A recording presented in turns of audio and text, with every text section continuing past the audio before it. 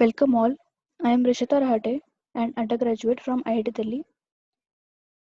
In this concept video, I am going to explain direct proportion. Chapter is Direct and Inverse Proportions, Mathematics Class 8th. So what is direct proportion? Let's understand this with an example. Suppose a car uses 4 liters of petrol to travel a distance of 60 kilometers. How far will it travel using 12 liters? How would we calculate it? Since petrol consumed in 12 instance in second instance is 12 liters, that is 3 times of 4 liters, the distance travel will also be 3 times of 60 kilometers. Therefore the answer is 180 kilometers.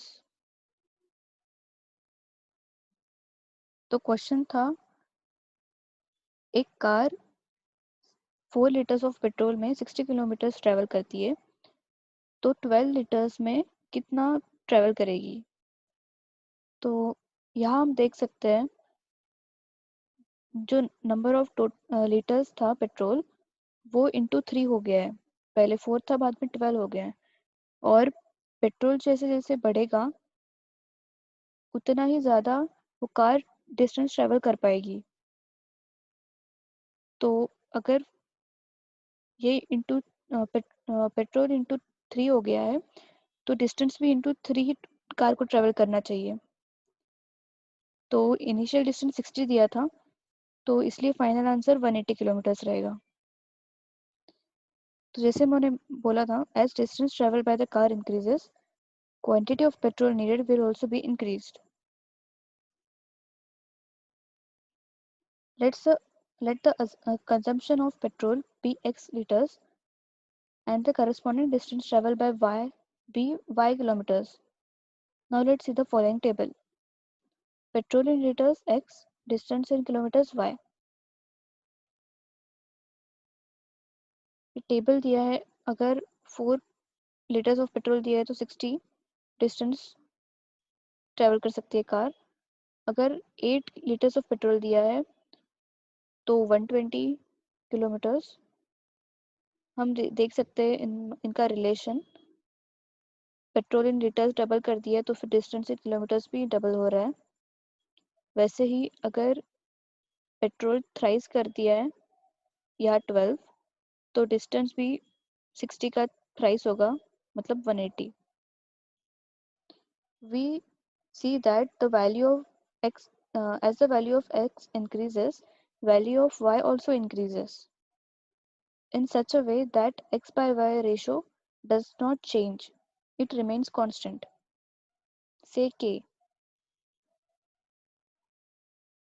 तो यहाँ x by y का जो ratio रहेगा वो हर बार constant रहता है. जैसे 4 by 60 equal to 8 by 120 equal to 12 by 180 equal to 1 by 15. तो जैसे इस केस में x by y का रेशियो कांस्टेंट रह रहा है जो 1 by 15 है, उसे हम k कह सकते हैं.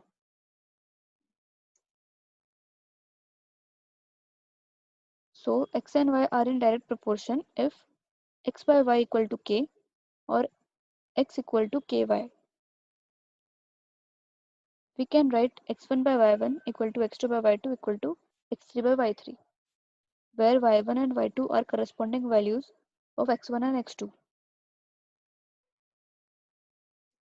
तो यहाँ हमने डायरेक्ट प्रोपोर्शन रहने की कंडीशन देखी. अगर कोई एग्जांपल में डायरेक्ट प्रोपोर्शन यूज हो रहा है तो x by y कांस्टेंट रहेगा k या फिर x equal to ky.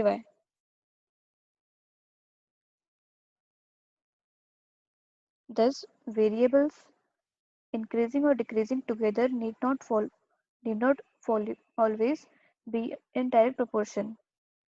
For example, physical changes in human body occur with time, but not necessarily in a predetermined ratio. Changes in weight and height among individuals are not in any known proportion, and there is no direct relationship or ratio between height of a tree and the number of leaves growing on its branches.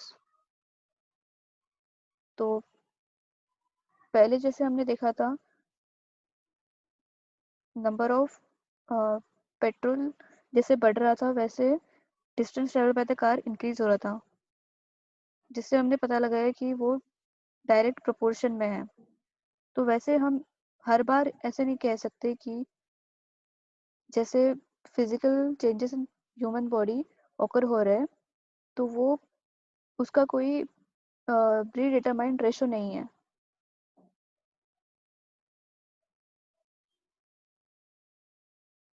तो जैसे कोई पेड़ दिया है उसके पेड़ की height और उसके जितने लीव्स है उस पेड़ पे उसका कोई हम रिलेशनशिप नहीं लगा सकते। तो इससे हमें डायरेक्ट प्रोपोर्शन क्या होता है, डायरेक्ट प्रोपोर्शन और इसमें हम डिफरेंशिएट कर सकते हैं। तो ये जो एग्जांपल्स दिए हैं ये डायरेक्ट प्रोपोर्शन में नहीं है।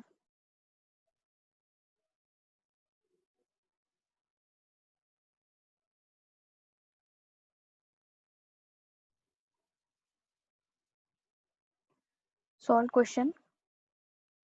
If the weight of 12 sheets of thick paper is 40 grams, how many sheets of the same paper would weigh 2.5 kilograms?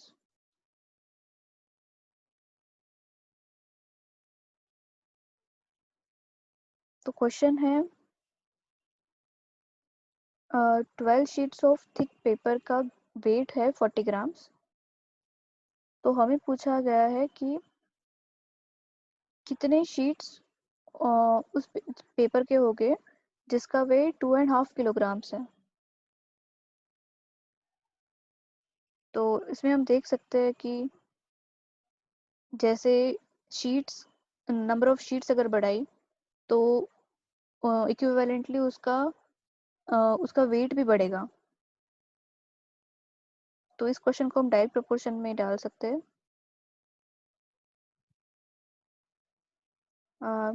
Solution. Let the number of sheets which weigh 2.5 kg be x. We put the above information in form of a table as shown below. Number of sheets, weight of sheets in grams. Number of sheets 12, weight of sheets in grams 40. तो ये हमें information given थी और ये हमें निकालना था number of sheets जिसे हमने x माना है यहाँ पे, जिसका वेट 2.5 किलोग्राम्स था, मतलब 2500 ग्राम्स। तो हमें x की वैल्यू फाइंड आउट करनी है। More the number of sheets, the more would their weight be. So the number of sheets and weights are directly proportional to each other. So 12 by 40 equal to 2500 by x. इसमें हमने direct proportion की condition जो देखी थी x1 by y1 equal to x2 by y2 ये हमने use की है।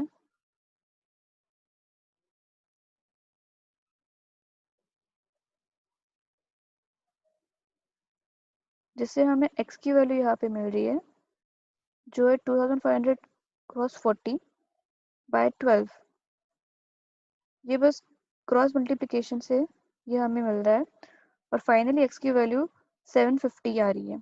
तो मतलब 750 शीट्स ऑफ पेपर की ज़रूरत पड़ेगी 2.5 किलोग्राम्स ऑफ वेट उसे मेजर करने के लिए। उस क्वेश्चन को हम अल्टरनेट मेथड से भी सॉल्व कर सकते हैं।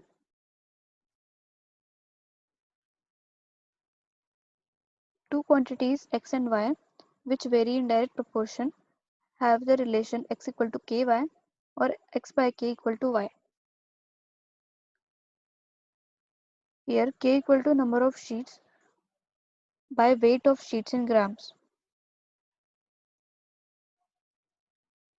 हमें ये पता है कि अगर डायरेक्ट प्रोपोर्शन में अगर है डायरेक्ट प्रोपोर्शन तो हम ये रिलेशन अप्लाई कर सकते हैं x इक्वल टू के वाई या फिर x बाय के इक्वल टू वाई। जिसमें हमें पता है k कांस्टेंट होता है, तो k यहाँ पे है number of sheets by weight of sheets in grams, जो है नंबर ऑफ शीट्स 12 और वेट ऑफ शीट्स कितना दिया था गिवन में 40, तो 12/40 equal to 3/10।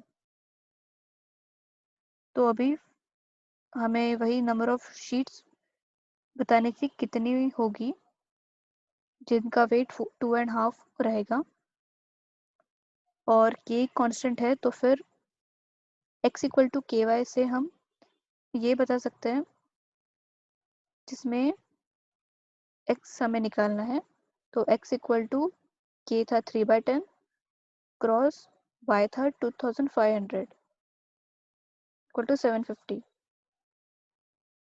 Thus 750 sheets of paper would weight 2.5 kg। तो ये हमने देखा अल्टरनेट मेथड से कैसे सॉल्व करते हैं सेम क्वेश्चन।